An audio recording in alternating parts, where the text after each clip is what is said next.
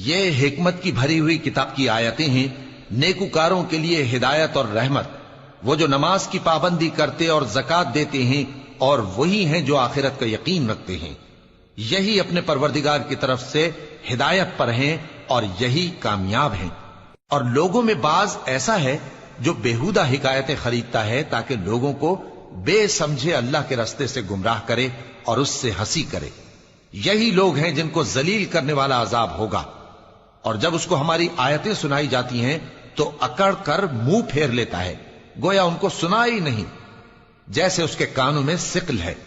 تو اس کو درد دینے والے عذاب کی خوشخبری سنا دو۔ جو لوگ ایمان لائے اور نیک کام کرتے رہے ان کے لیے نعمت کے باغ ہیں، ہمیشہ ان میں رہیں گے۔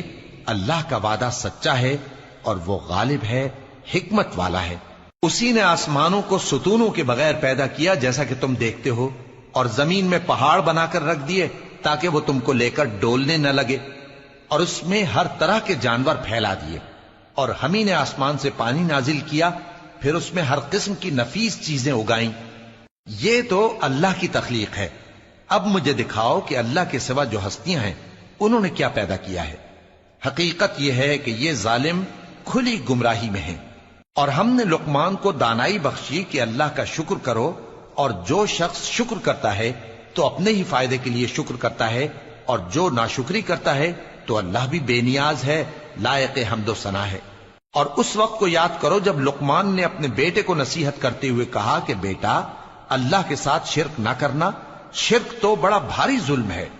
اور ہم نے انسان کو، جسے اس کی ماں تکلیف پر تکلیف سہ کر پیٹ میں اٹھائے رکھتی ہے، پھر اس کو دودھ پلاتی ہے، اور آخر کار 2 برس میں اس کا دودھ چھڑانا ہوتا ہے، میں نے تاکید کی ہے کہ میرا بھی شکر کرتا رہے اور اپنے ماں باپ کا بھی، کہ تم کو میری ہی طرف لوٹ کر آنا ہے۔ اور اگر وہ دونوں تجھ پر زور ڈالیں کہ تو میرے ساتھ کسی ایسی چیز کو شریک کرے جس کا تجھے کچھ بھی علم نہیں، تو ان کا کہا نہ ماننا، ہاں دنیا کے کاموں میں ان کا اچھی طرح ساتھ دینا، اور جو شخص میری طرف رجوع لائے اس کے راستے پر چلنا، پھر تم کو میری طرف لوٹ کر آنا ہے، تو جو کام تم کرتے رہے ہو سب سے تم کو آگاہ کر دوں گا۔ لقمان نے یہ بھی کہا کہ بیٹا، اگر کوئی عمل چاہے رائی کے دانے کے برابر بھی چھوٹا ہو، اور ہو بھی کسی پتھر کے اندر یا آسمانوں میں مخفی ہو یا زمین میں، اللہ اس کو قیامت کے دن لا موجود کرے گا۔ کچھ شک نہیں کہ اللہ باریک بین ہے، خبردار ہے۔ بیٹا، نماز کی پابندی رکھنا اور لوگوں کو اچھے کاموں کے کرنے کا مشورہ دیتے رہنا، بری باتوں سے منع کرتے رہنا، اور جو مصیبت تجھ پر واقع ہو اس پر صبر کرنا، بے شک یہ بڑی ہمت کے کام ہیں۔